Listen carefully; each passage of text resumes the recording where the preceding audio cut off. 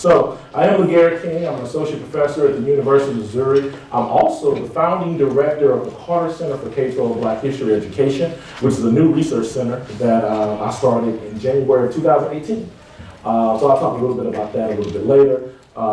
And we are preparing for our Teaching Black History Conference, which comes in July. So without further ado, I want to go ahead and kind of give you a background of the information here that we'll talk about for the next 40-something minutes.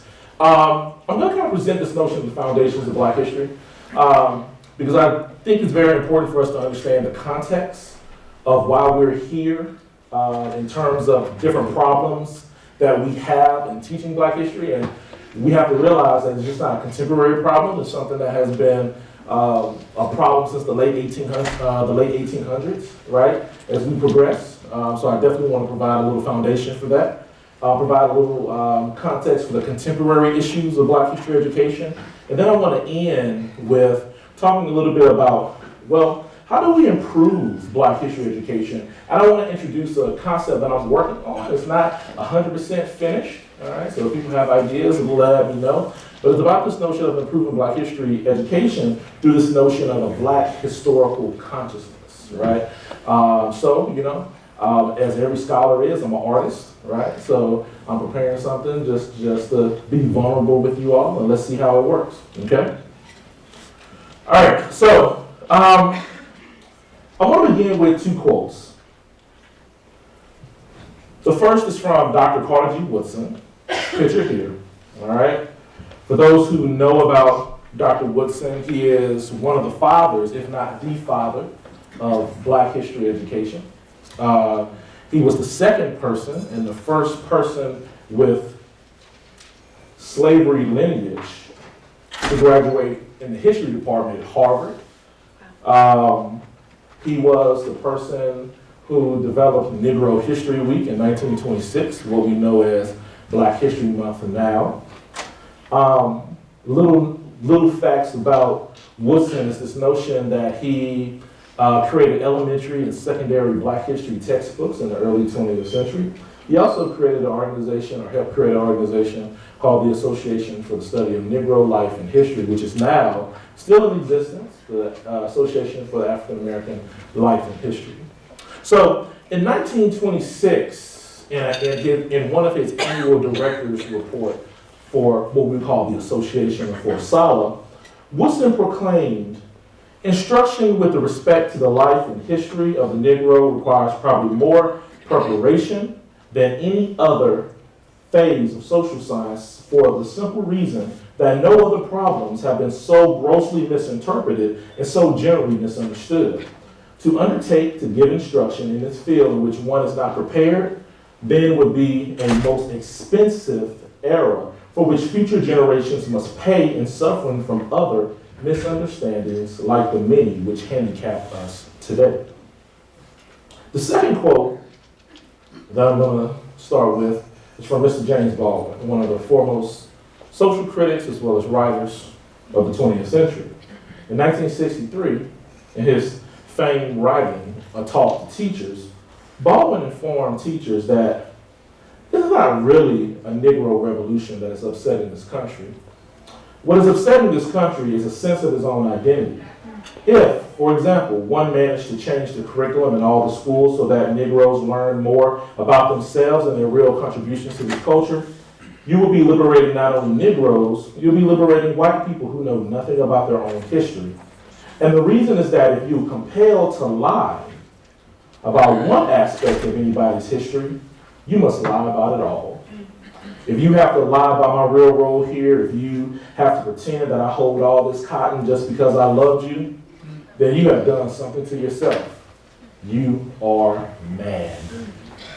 So, one could argue, which is a quite easy one, that these quotes written 90 years ago and the other 56 years ago are just as applicable today as they were during their time. Both authors understood the power of history as a mechanism for identity. See, history has a deeper theoretical purpose than extending past more than pontificating about facts. History is a mechanism to begin to understand the identities of groups of people. History apprises us on where people have been, what people have been, where people are, and what people are. And history also provides a blueprint for where people still must go and where people still must be. History is also how we come to learn about the other. History is fluid and socially constructed so that the purpose of history is simply not about the past, but it reflects much of how we interpret the present and predict the future based on our historical knowledge. So both authors express concern that the reason why society was the way it was, read racist, is because of a lack of historical knowledge, or more specifically, a lack of black historical knowledge. For Woodson, he was on the ground floor of advocating for black history within K-12 schools. For much of his time, many persons questioned, did black people have a history? And whether that history was worth studying. During the early 20th century, black history was developed into a serious scientific field. So there was a gap between early 20th century teachers' academic knowledge about the subject, not because they had little desire, but because they were educated in schools that presented a history through Eurocentric lenses. Take, for instance, choice literature, a textbook at the turn of the 20th century, which stated, and he's talking about God, okay? This was in a textbook that children read.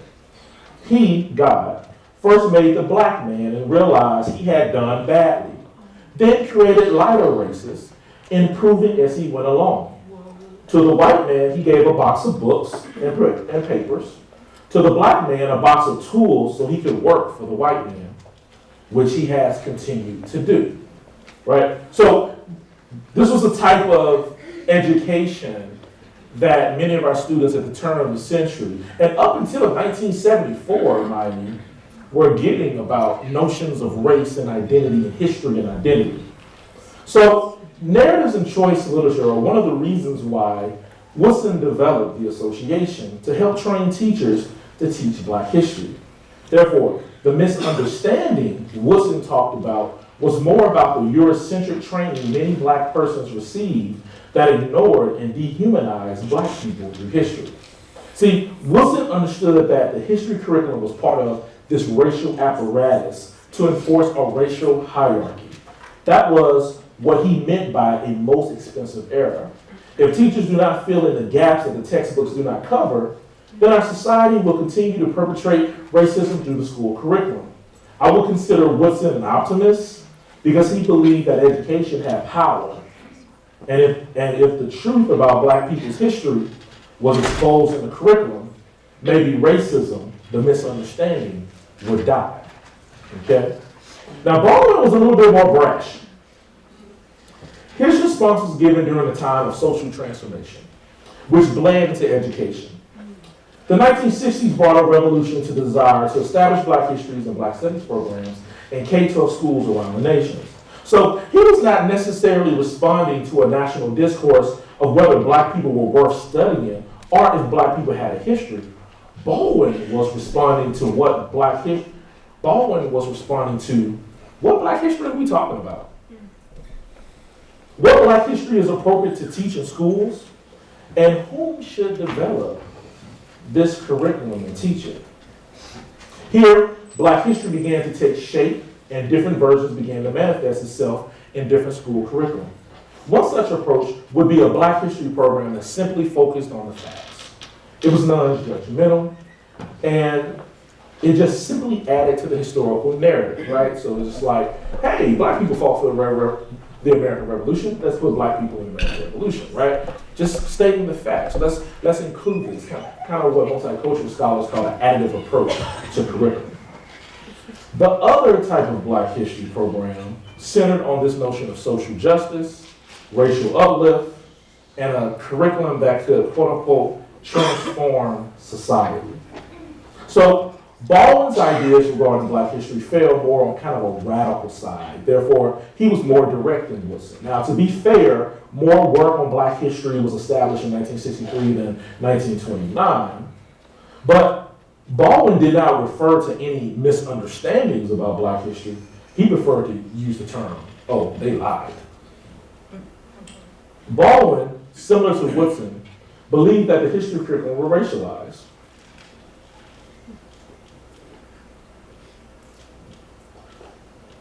Baldwin, similar to Woodson, believed that the history curriculum was racialized, but instead of believing that history was part of a racial apparatus to establish a racial hierarchy, Baldwin recognized that the history curriculum was developed to sustain the racial hierarchy.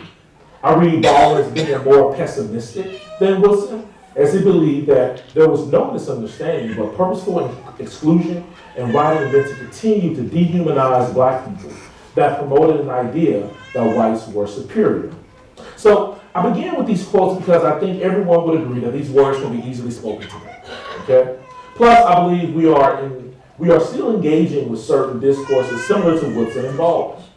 While any reasonable and educated person cannot question whether black people have history, teachers and policy makers continue to battle with enduring questions around Black history that's centered on, is Black history important enough to be considered a major academic subject? What is Black history? What type of Black history should be implemented in the curriculum? Who shall teach this Black history? And how do we teach Black histories, right? So we know largely that the curriculum now is still Eurocentric. Although we do not have the overt racist language like in choice literature, the history curriculum closely aligns with our racial ethos, which does not incorporate anti-racist or critical dimensions about the past. And decontextualized histories provide a certain understanding of Black history that misses the complexity of being Black. Many teachers still do not have a nuanced understanding of Black history to push the curriculum forward. In many respects, teachers continue, sometimes unbeknownst to them, to promote a racial hierarchy that elevate white people via the dehumanization of Black people. We do not need to look any further than recent news stories about teaching Black history. So we have this notion of the children's literature books that came out with these very happy enslaved individuals, right?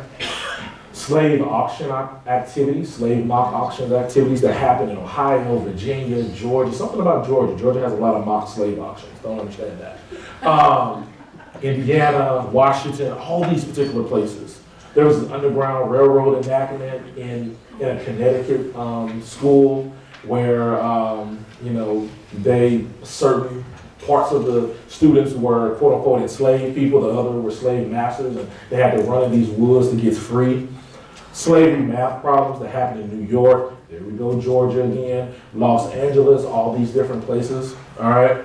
As you can see, with this particular slavery math problem, Frederick had 6 baskets filled with cotton. If each basket held 5 pounds, how many pounds did he have altogether? There was also a question about Frederick. If he picked so-and-so, how much cotton in a week, 2 weeks, and how many times he would pick it during those 2 weeks. And then it had a question about the ways he was beaten, right? If he got beaten this time, how many times, and all this good stuff, right? Also slavery recess games, right? Again, for some reason, teachers love to have this notion, hey, pretend you're a slave, pretend you're a slave catcher, and the teacher served as a safe house. Once again in Georgia, I don't know what's going on in Georgia. And has to be something with a teacher ed program, I don't know what's And then slavery journals, right? Pretend that you're a slave. Let's write a journal about notions, but make sure that you use Black language, right? What is that? So, these instructional approaches were all ahistorical, racially insensitive, as well as psychologically and physically harmful to students' well-being. And what's really sad is because I made this presentation, not the entire presentation, but this slide maybe a few years ago. And just like it's continues, like it's the same stuff every single year, right? So But we'll get into, kind of constructing, Black history and how we do that within the teacher workshop today. So I'm not going to focus too much on that. So what's our problem with teaching Black history? The answer is difficult and complex and probably would not be solved through only educational efforts. For a more practical answer, I turn to the survey conducted by the National Museum of African American History and Culture in Washington, D.C., where they surveyed 500 teachers. And teachers stated that they lacked content knowledge and confidence about teaching about the subject. Time, because the official curriculum does not give them space to teach about Black history. They lack the resources. I would argue they lack access to resources because it's 2019, there's tons of resources. They're concerned with the students' maturity levels, approaching difficult knowledge, right?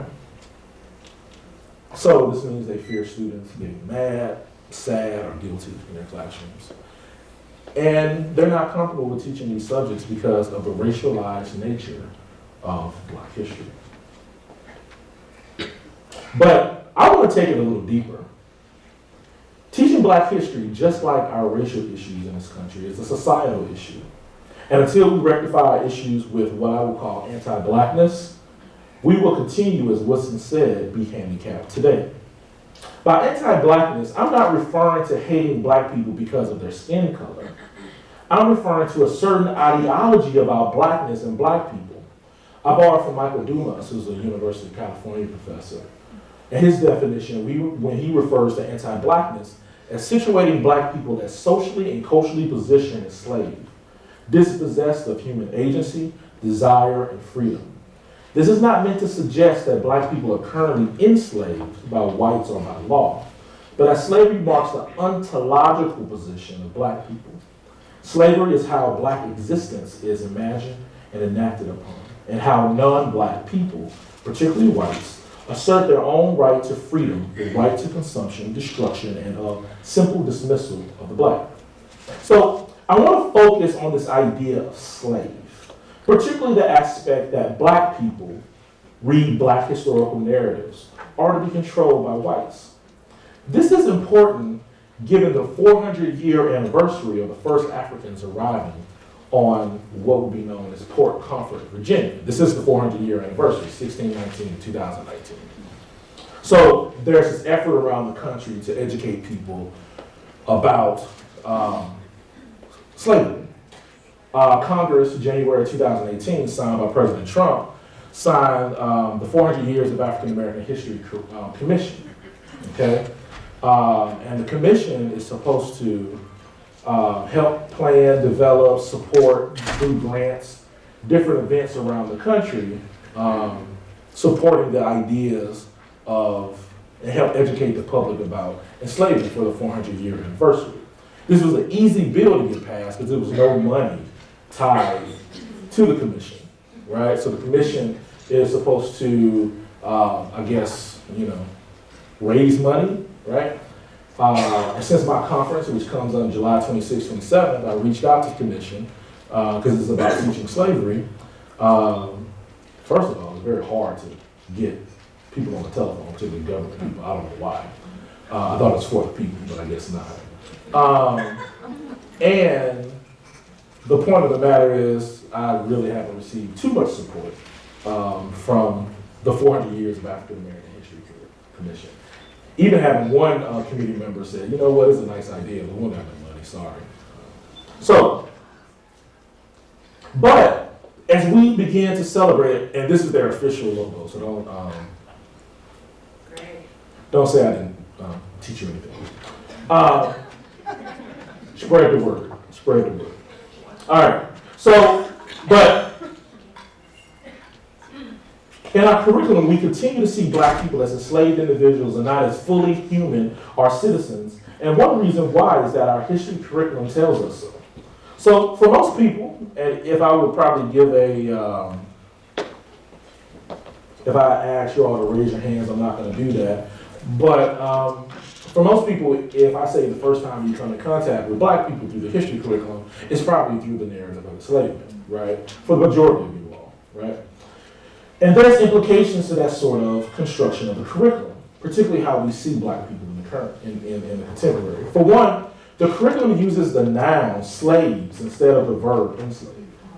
Slave denotes who a person/group is, while enslaved states an action was done to said group. Slaves become an identity. Slaves were not who these people were. These persons were part of family, kinships, and were loved by other humans. They were simply human. As with anything else, these people were human beings who were forced into a life unbecoming of humanity. So terminology is important. Throughout our history curriculum has said that these groups of people were slaves, that they liked being enslaved, right? They were happy. They needed to be humanized through the institution of slavery, and they wanted to do this. Like in this Texas textbook, contemporary Texas textbook, that noted that hey, we just brought over 1 million Africans just to work. I saw in one textbook they were volunteers, right, to come over, right, without mentioning anything about the transatlantic slave, right. So the official curriculum also loves to tell stories of pain inflicted on black people. It loves to show how dominant white people were to black people. It shows that black people rarely succeeded in society without the institution of slavery as its background. So I hope you see a pattern. In other words, this would be a good tweet. So, in other words, we situate the oppressor as human and dehumanize the oppressed. We love to say that white plantation owners were men and women of their time.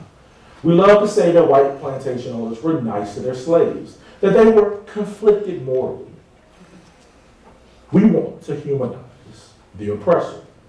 So for example, I used to work at Clemson University, 2012, 2015. And I used to do plantation research there. There are like tons of plantations. There's like about 150 standing plantations in Charleston, South Carolina. Beautiful assets. I just came from them actually Thursday, right, from one of the plantations.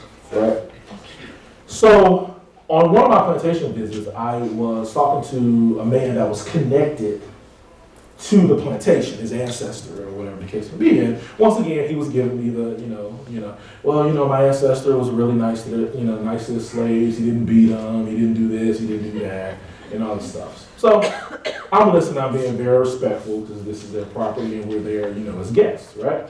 But of course, if you let someone talk enough, right, they're going to say some stuff that's going to be crazy, right? So then he said, yeah, we have a black side of our family, right? And I was like, oh, word? And tell me more, right? So then he said, yeah, I'm just waiting on my aunt to die so I can get the information and I'm going to do something with it. So first I was thinking, wow, you're waiting on your aunt to die. Crazy. But then I was thinking, I was like, man, okay. So then, being the petty person that I am, I said, okay, so you have a black side of the family, right? He said, yep. I said, he was nice to the slaves, right? He said, yep. I said, well, darn gone, boy, I tell you. But he didn't realize the implications of what he was saying, right? Now, I'm not the smartest man in the world, but unless, you can have children any other way than the way in which you can have children, right?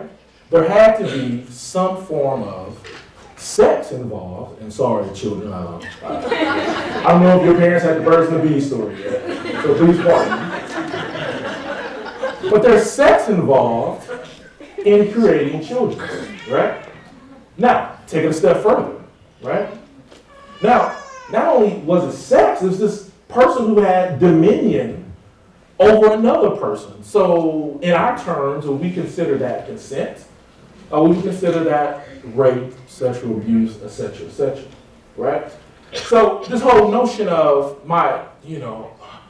they were nice to their slaves, but you have a black side of your family, just doesn't make sense. And it's kind of a skewed way in the way in which you kind of think about enslavement, people, black people, etc. So we humanize them by saying they were men and women of their time when there were several white men and women who fought against those oppressive structures. And this sentiment goes to the not all white people own slaves crowd, where when in reality, many of these people were complicit in the system, even gained some privileges from it, or simply did not care enough to do anything about it. The enslaved narrative also does something to how we understand the present. See, when locating black people as simply slaves, remember disposed of agency, we tell ourselves that these people had nothing to do with building of our country, especially the ideology of democracy. This framing of only white men as founders is a dangerous one because it marks that only white men were the ones who were nation builders. When we think about history as identity, those thoughts of as outsiders or non-contributors are seen as disconnected to the citizenship. This is why when you learn about black freedom movements throughout history, even the more current ones like Black Lives Matter, you hear a lot of contentious and dissent with people, particularly white people, that if you don't like it here, go back to where you come from. This type of discourse is a historical belief that white men built this country and others were simply given their freedom. And you know when people believe that they gave you something, that you should be grateful for it, right? That's a historical memory that promotes that type of thought patterns, right? The lack of knowledge about black people and the history curriculum that promotes whiteness accounts for how we see citizenship and who can be considered a citizen. Why leave a place when you invested your lives, both physical and intellectually, to build and you only want what is right for all citizens for that soil, right? So, you know, I kind of joke with, I talked to the group in South Carolina about this. I kind of joked about this notion of when you give somebody something, right? You give them $5 or whatever, and you're like, "They just gave you $5. You should be, you should be grateful for that, right?" And then, you ever notice, like, when you loan people money, like money never has a smell until someone tries to give you your money back. When you ask for your money, like, "Oh, here's your funky $5. Right? So in many respects, if people feel that way about this notion of democracy, right, then we need to say, well, here's your funky freedom back, right? And kind of move on from those particular things. So the history curriculum teaches us that black people are problems. They held little agency, and they were passive in gaining our freedom. Black people had to be enslaved for their humanity. They actually liked it so much that they acquiesced to the institution. They rarely challenged authority, and when they did, they were handled to the utmost retaliation. They did not fight or join the military. They did fight and join the military for the U.S. in every major war because they were patriotic to a country who treated them poorly. And don't even acknowledge that they were human. Not that interest convergence was always in play, whether it was for manpower needs, the promise of freedom, or even just a viable job prospect from a country that did not present any other viable employment options. Black people can get mad, but not too mad. You have to be passive to achieve freedom. Once you receive freedom by law, you now have to sit down and be quiet and not say anything because you were part of the ideological building of the nation. You were simply a slave. And because of that, we will continue to disregard you. This is what our curriculum implies. This is how we elicit anti-blackness in our curriculum. So, how do we fight against these Eurocentric perspectives in history curriculum? I believe that we need a total revamping of our curriculum and pedagogical strategies. I'm not talking about these weak attempts at multiculturalism. What I want is to alter our consciousness, right? We want to help our students and citizens adopt alternative consciousness. What I propose is Black historical consciousness. Now, a Black historical consciousness is an effort to understand, develop, and teach Black histories in a manner that recognizes Black people's humanity and emphasizes pedagogical practices that seek to reimagine the legitimacy, selection, and interpretations of historical sources. To describe how we do this, I break it down in two ways. First, a change in ideology, and second, curricular and pedagogical suggestions meant to get at the essence of the Black experience, both in the U.S. and global context.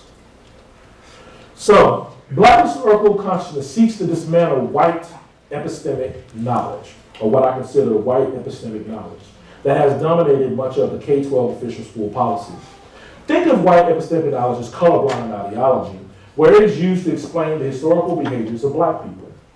White epistemic logic assumes that white and black historical experiences are the same. White epistemic logic situates history as just that, history, and not the multiple histories that help develop a historical consciousness. White epistemic logic provides for a curriculum that teaches only about black people, but it doesn't teach through black people.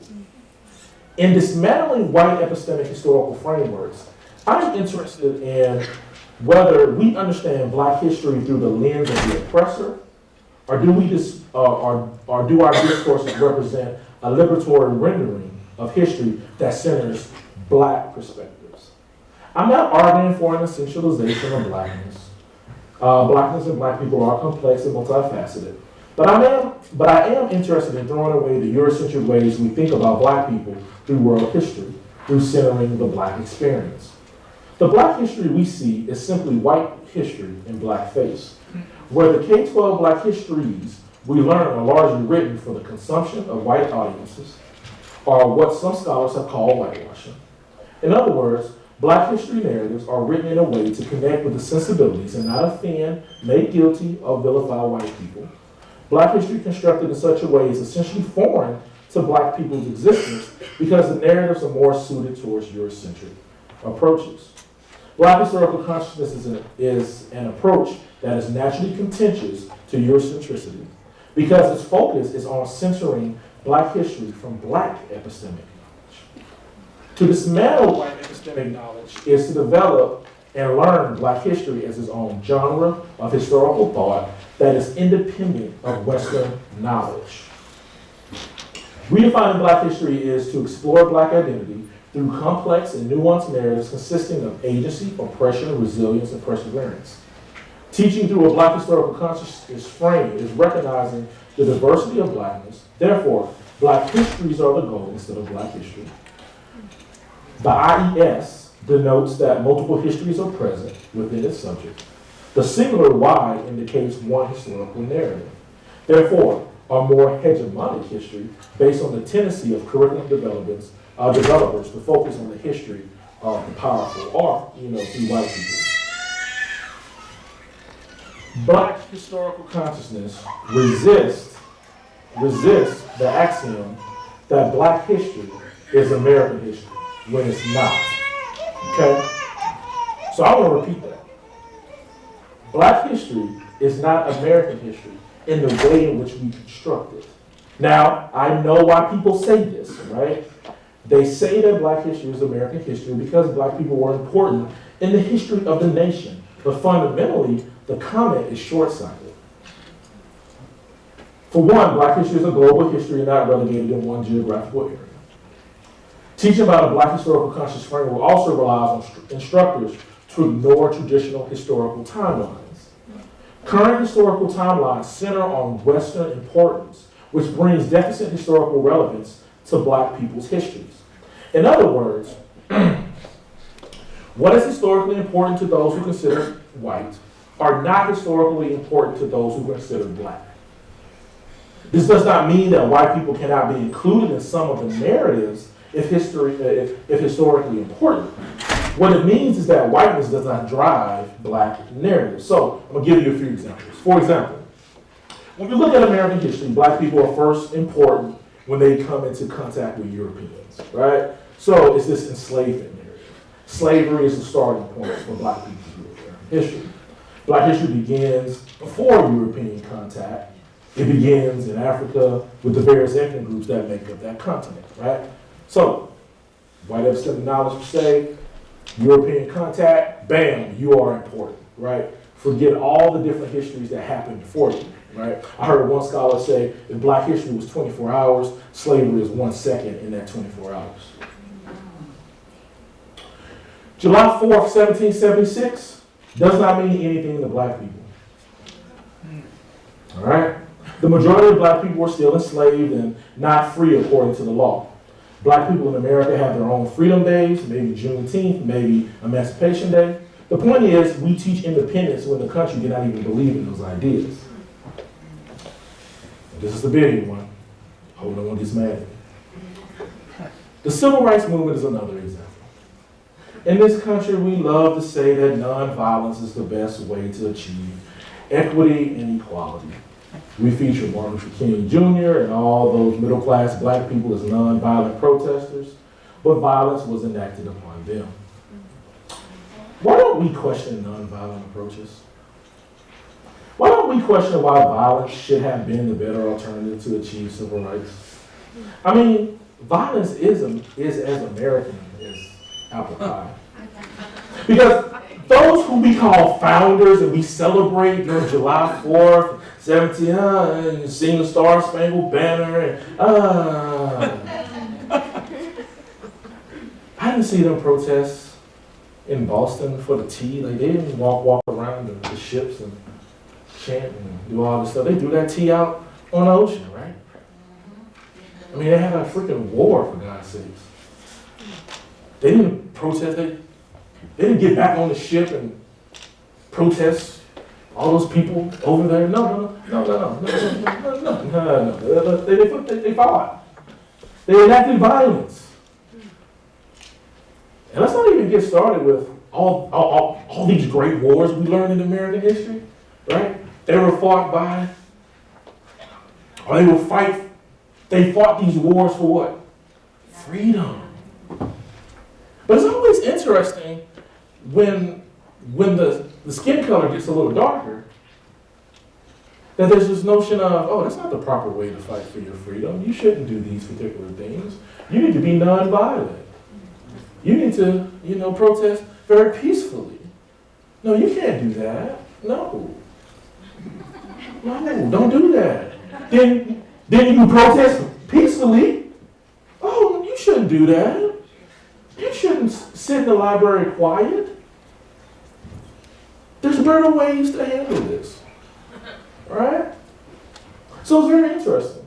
So, how do we teach and come to conceptualize Black history in classroom spaces? I suggest that we incorporate five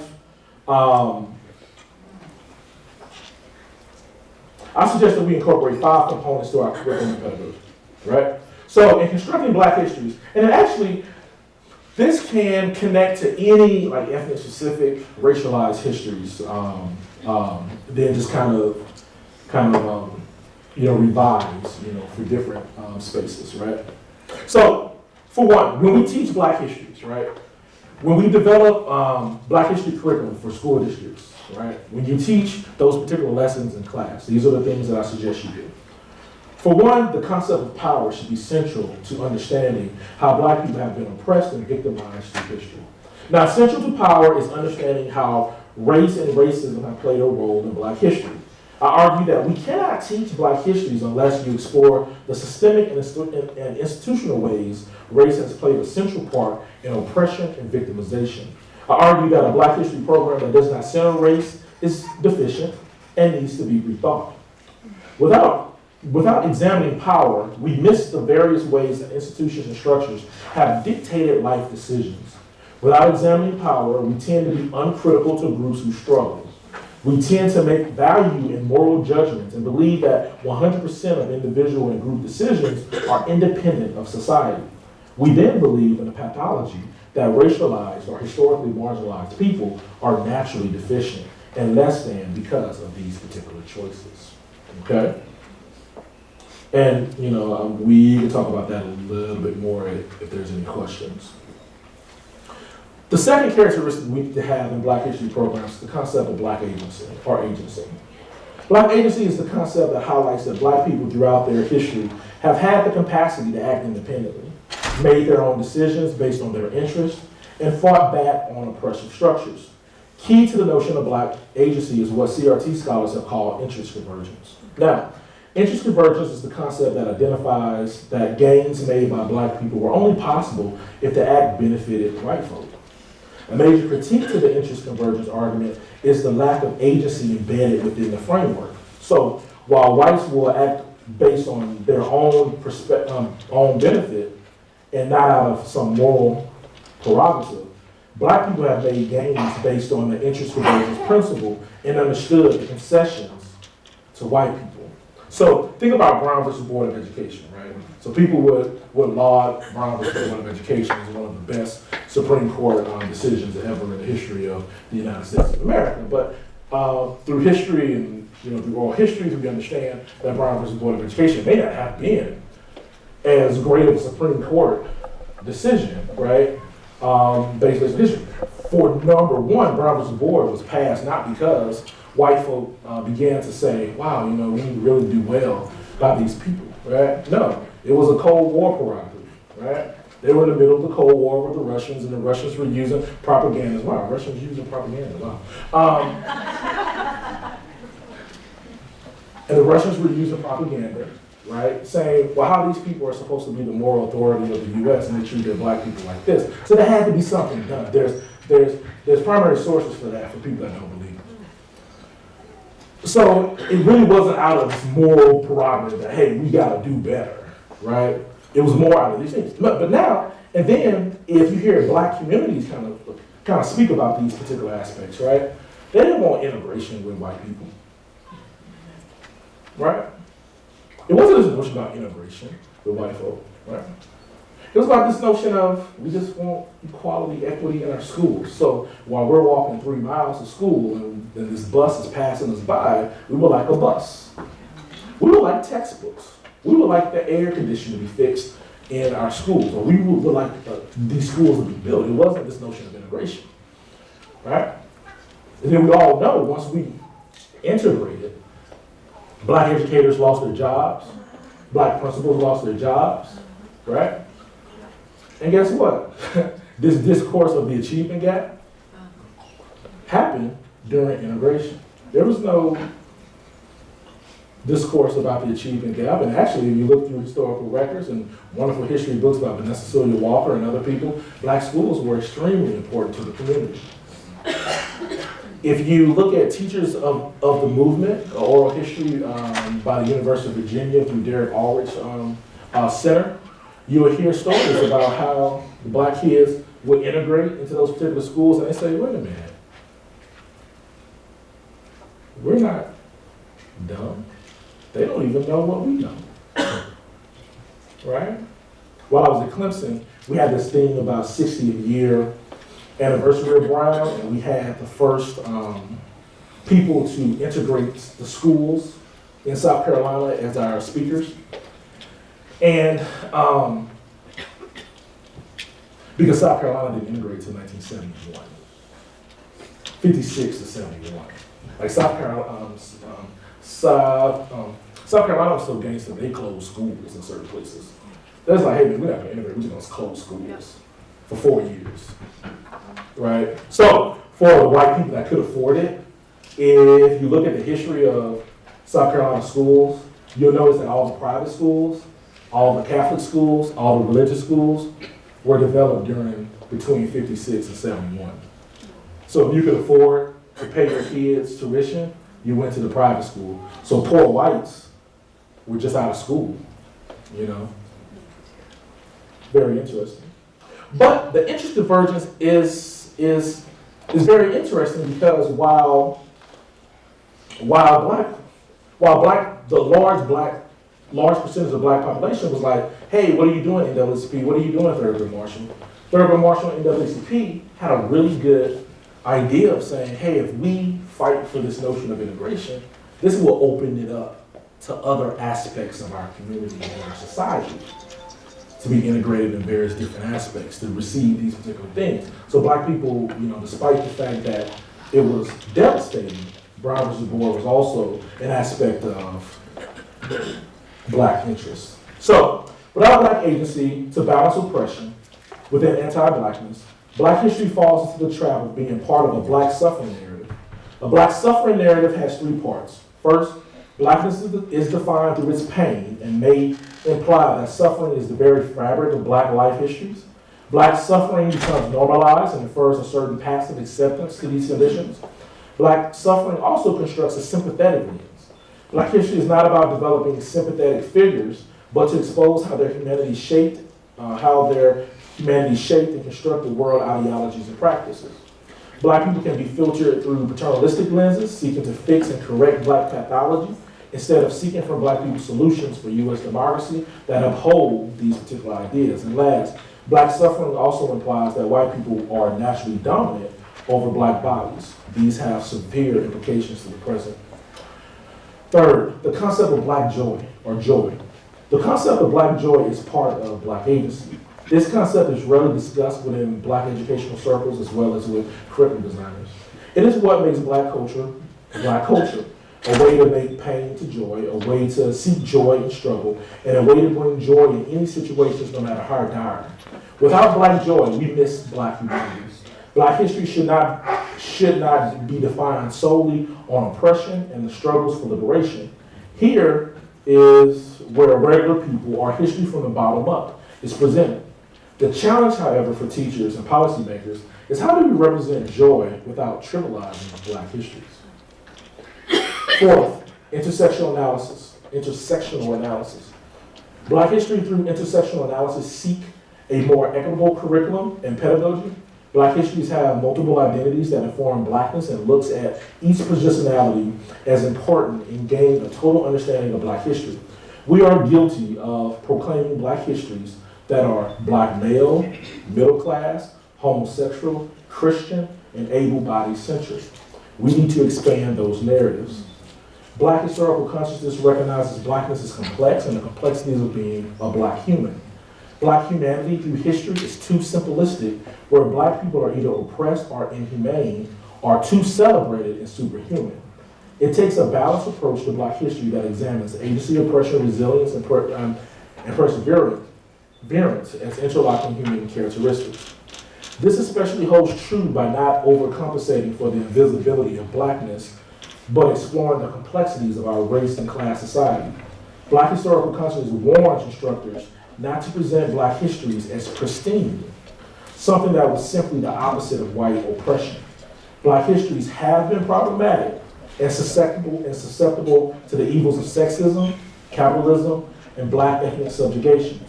Black humanity is not simply redressing positive black histories and images, but also address people's deficiencies and vulnerabilities. And last, diaspora connections. It's a concept to be mindful by both the historic as well as the contemporary connections to black people around the globe. It is the concept that black histories should not begin with European contact, but with Africa. Diaspora connections also is about teaching about the similarities and differences of black histories and cultures around the world. So, as I close, it is difficult being a teacher of black history and culture. There is a need to be corrective, but we cannot be too corrective that we are not historically silent. We want to not focus on oppression, but do not want to trivialize our existence. We want to explore race and racism, but we do not want to be that to be our only identity. Many of us want to explore a history that is not psychologically violent towards our students, but I will argue that it cannot be. Pain will be inflicted because pain was influenced in the past. We are living that history. The problem and solutions are not to make that pain one-sided, but to ensure that we humanize all parties involved. My hope is that Black historical consciousness would do that. So, much has remained constant since Woodson and Baldwin, words about the issues of Black history and its connection to a racialized history in society. But it seems like I need to end on a bright note and not be so gloomy and helpless. There are some major resources available to help you become a more historical conscious person regarding Black history. My favorite website is the Black Past, the blackpast.org, which has tons of resources. There's tons of Black history curriculum out there, Liberate History, Black Star Rising, and math, I think, is measurable achievement through humanities. There's a mobile Black History Museum by Mr. Khalid Kim, and I believe he's here in Tucson this past weekend. There's this young man named Brandon Brown, former teacher. He does this notion of schoolyard rap, where actually he was the first person to make a whole album of Black history. And it actually sounds good. Some of the stuff be sounding kind of crazy, but this actually sounds good. Okay, all right. and my center, the Carter Center for K-12 Black History Education, which is named for Carter G. Woodson. All right. So for self-promotion, we have a Teaching Black History Conference July 26th and 27th. Only $60 for registration. Hotel is $84 per night. Wow, maybe a good director would pay for some people to come. I don't know.